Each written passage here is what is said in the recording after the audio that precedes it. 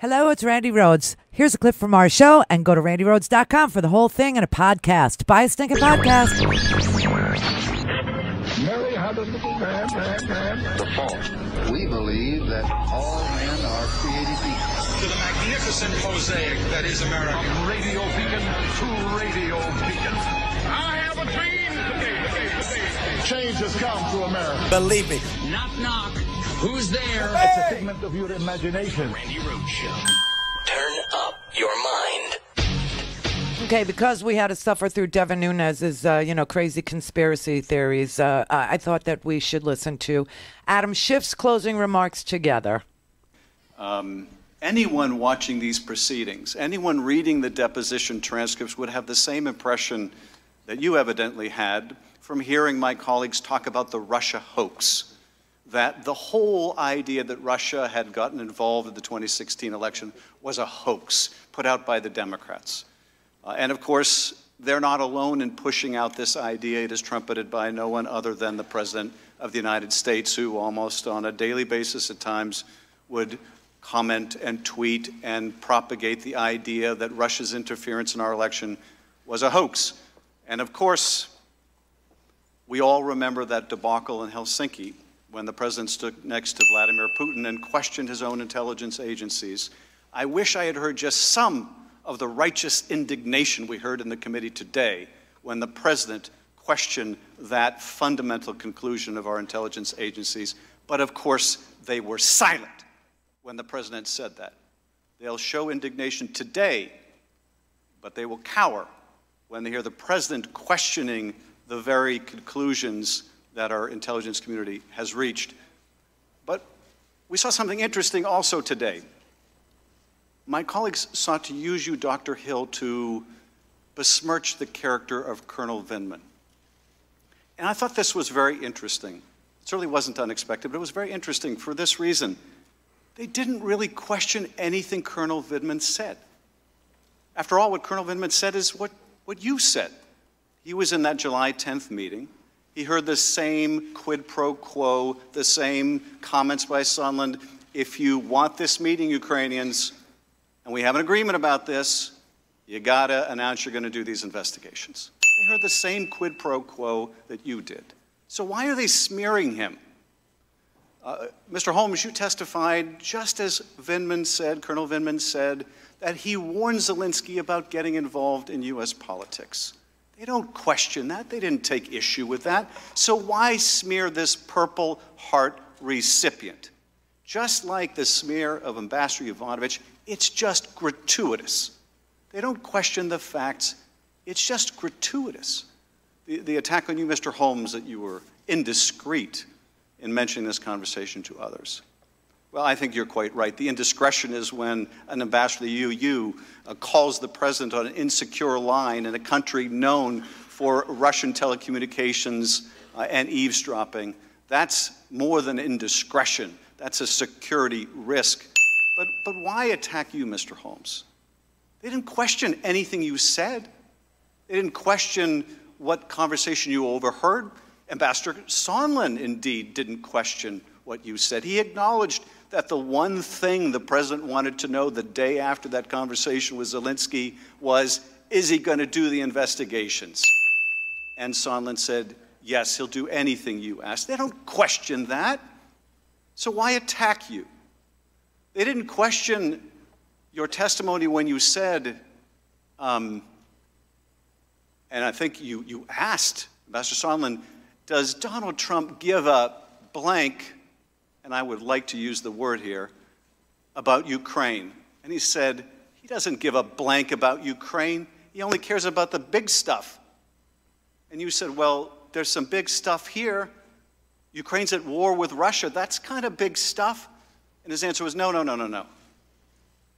He cares about the big stuff that matters to him, his personal interests, like the Biden investigation that Giuliani wants. I mean, one question posed by your testimony, Mr. Holmes, is what do we care about? Do we care about the big stuff, like the Constitution, like an oath of office, or do we only care now about party? What do we care about? But let's let's go beyond your testimony today. Let's look at the bigger picture. What do we know now after these depositions, these secret depositions? Now, people watching at home might not know that in these secret depositions, which apparently no one else is allowed to hear, no members are allowed to participate, it's just secret apparently, sounds like it's just me and the witness, only over 100 members of Congress are able to participate in those secret depositions. And the minority was just so unable to participate, they got the same time they got in these open hearings. It was the same format. That was the secret star chamber that you've been hearing so much about. So what have we learned through these depositions and through the testimony? Because so much of this is really undisputed. We learned that a dedicated public servant named Marie Yovanovitch, known for fighting corruption, widely respected throughout the diplomatic corps, was ruthlessly smeared by Rudy Giuliani, by the president's own son, by their friends on Fox Primetime, and a whole host of other characters. Her reputation was sullied so they could get her out of the way, which they did. And you're right, it was gratuitous. The president could have gotten rid of her any time he wanted, but that's not enough for this president. No, he has to smear and destroy those that get in his way. And someone fighting corruption in Ukraine was getting in his way. So she's gone. She's gone. And this makes way almost immediately thereafter. She leaves, the three amigos come in. The three amigos, two of whom never made the connection that Burisma means Biden. It took Tim Morrison all of 30 seconds on Google to figure that out. But we're to believe, I guess, that in all the companies in all the world, that Rudy Giuliani just happens to be interested in this one? That's absurd. The interest, of course, was in an investigation of Donald Trump's rival, the one that he apparently feared the most. And they were willing to do whatever was necessary to get Ukraine to do that dirty work, to do that political investigation. And so it began. We're not going to set up a phone call until you make certain commitments. That was Ambassador Sondland's testimony. The first quid pro quo was actually just getting on the phone with President Trump. And then there was the quid pro quo involving the White House meeting. And witness after witness, and none of my colleagues contested this, talked about just how important that meeting was to the president of Ukraine and why they're at war with Russia. And their most important ally is the United States. And the most important person in the United States for that relationship is the President of the United States. And if President Zelensky can show that he has a good relationship with the President of the United States, it means to his people that this new president has the support of their most important patron, and it means to the Russians that we have their back.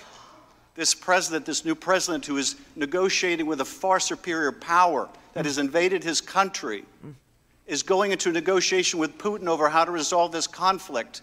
Whether he has good leverage or lousy leverage depends on whether the Russians think he has a relationship with the president. And the president wouldn't give him that, not without getting something in return. Wouldn't give him that official act, that White House meeting, without getting something in return. And that return was investigations of his rival that would help his reelection. An official act or something of clear value and something very important, the big stuff, as Sondland explained to you, Mr. Holmes. Wow, he's on a roll, man. This man can manage facts in a way that very few people can manage facts. I love that about him. That is incredible. Okay, so I want to hear the rest of his close because he's laying out the case, the whole case, the case that was testified to under oath. Not the fantasy case that is in Devin Nunes and Jim Jordan and Mike Turner's head, where they don't contest, they don't object to anything the witnesses have testified to. They just sit there and speechify and push out a false narrative that they prefer.